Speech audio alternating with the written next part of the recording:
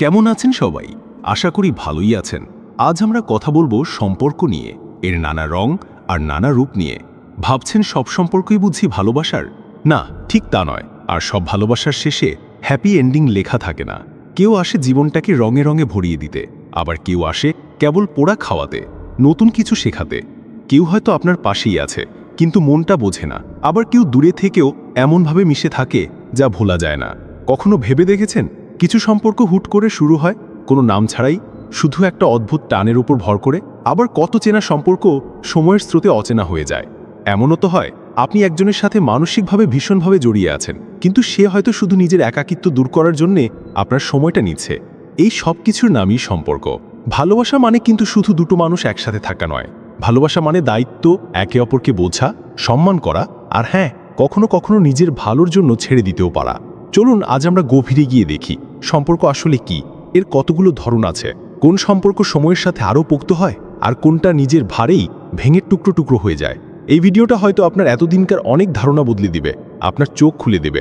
আপনি হয়তো এখন যে সম্পর্কে আছেন সেটার আসল চেহারাটা আজ বুঝতে পারবেন।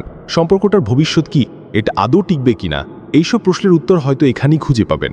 তাই মন দিয়ে শুনুন, এটা শুধু সম্পর্কের গল্প নয়, এটা আপনার নিজের জীবনের উত্তর খুঁজে পাওয়ার একটা সুযোগ। চলুন তাহলে শুরু করা যাক। 1. রোমান্টিক সম্পর্ক বা রোমান্টিক রিলেশনশিপ। এই সম্পর্কের শুরুটা হয় খুব সাদামাটাভাবেই। একটা মিষ্টি হাসি, একটু বাড়তি যত্ন বা একটু বেশি সময় দেওয়া, এভাবেই শুরু হয়।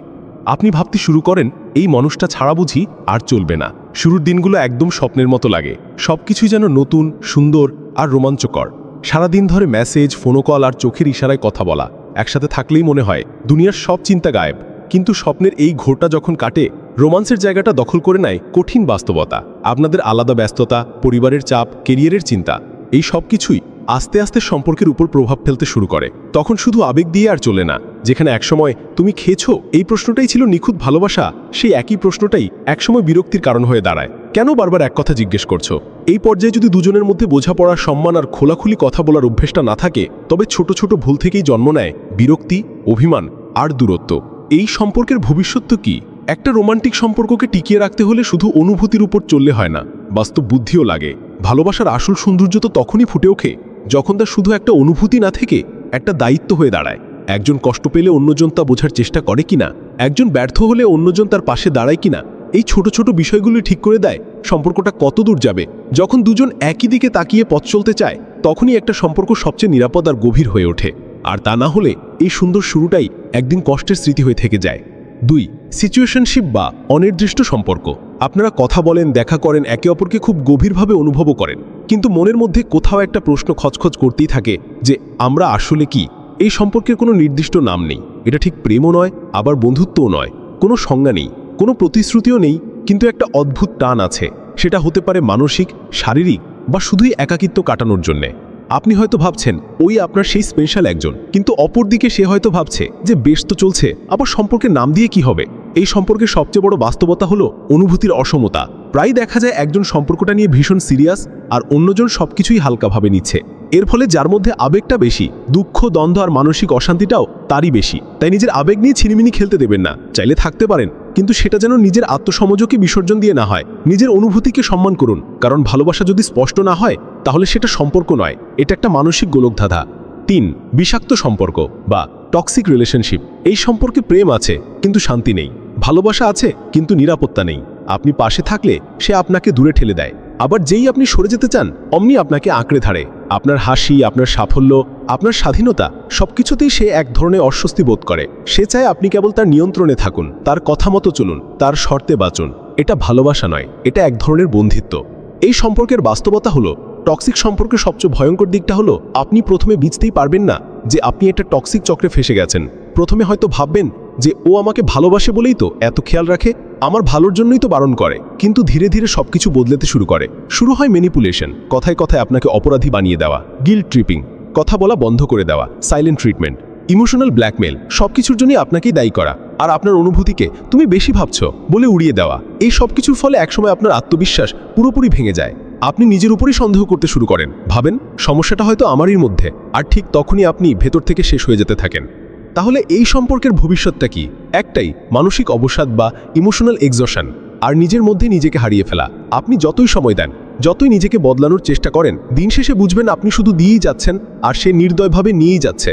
একটা বিষাক্ত সম্পর্ক কাউকে গড়ে না, বরং ভেতর থেকে একটা মানুষকে ধ্বংস করে দেয়। তাই যত তাড়াতাড়ি এটা চিনতে পারবেন, ততই আপনার মঙ্গল। মনে রাখবেন, সম্পর্ক মানে ভালোবাসার পাশাপাশি মানসিক নিরাপত্তাও। যদি সেটাই না থাকে, তবে সেখান থেকে সরে আসাই সবচেয়ে বড় কাহজের কাজ। 4. একপাক্ষিক সম্পর্ক বা ওয়ান সাইডেড রিলেশনশিপ। আপনি কেবল তাকেই দেখেন, তার সবকিছুই আপনার কাছে গুরুত্বপূর্ণ। সে কখন ঘুমায়, কখন খায়, কেমন আছে, এইসবের খবর রাখেন চুপিসারে।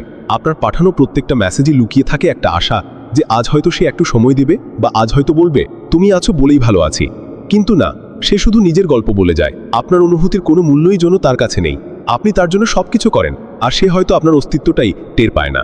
এই সম্পর্কের বাস্তবতা হলো, একটা সময় আপনি ক্লান্ত হয়ে বুঝবেন আপনার ভালোবাসা, যত্ন, অপেক্ষা সবই ছিল একতরফা। আপনি ভেবেছিলেন আপনি যত নিজেকে উজাড় করে দেবেন, সে তত কাছে আসবে, কিন্তু আসলে আপনি একটু একটু করে নিজেকেই হারিয়ে ফেলছিলেন। যেই সম্পর্ক আপনাকে দেখেও দেখার ভান করে, সেটা সম্পর্ক নয়, সেটা বেদনার এক বিশাল সমুদ্র, যেখানে আপনি একাই ডুবে যাচ্ছেন। তাহলে এই সম্পর্কের ভবিষ্যৎটা কি? একদিন আপনি ক্লান্ত হয়েই পড়বেন। ভালোবাসা যখন প্রতিদান পায় না, তখন তা কেবল যন্ত্রণায় পরিণত হয়। আপনি নিজেকে প্রশ্ন করবেন, আমি কি কম ভালোবেসেছিলাম? আমার ভুলটা কোথায় ছিল? কিন্তু সত্যিটা হলো, আপনার কোনো ভুল ছিল না। ভুলটা ছিল তার জীবনে আপনার জন্য কোনো জায়গাই ছিল না। তাই ভালোবাসুন, কিন্তু এমন কাউকে যে আপনাকে প্রয়োজনের সময় নয়, প্রতিদিন চায়। নিজেকে এতটা সস্তা করে ফেলবেন না যে আপনার চোখের জলেরও কোনো দাম দেয় না। মনে রাখবেন, আপনার ভালোবাসা অনেক দামি, আর আপনি তার চেয়েও বেশি। 6. আরোগ্যদায়ক সম্পর্ক বা হিলিং রিলেশনশিপ। হয়তো আপনাদের দুজনেরই ভেতরে কিছু ভাঙা অংশ আছে। অতীতে কেউ কষ্ট দিয়েছে, কেউ ভালোবাসার নামে শোষণ করেছে, বা কেউ আপনার অনুপস্থিতিতেই ভালো থেকেছে। তবুও আপনারা আবার চেষ্টা করেন, ধীরে ধীরে, ধাপে ধাপে একে অপরের বিশ্বাস অর্জন করেন। কারণ এবার আপনারা শুধু প্রেম নয়, নিরাপত্তা, বোঝাপড়া আর একটু শান্তির আশ্রয় চান।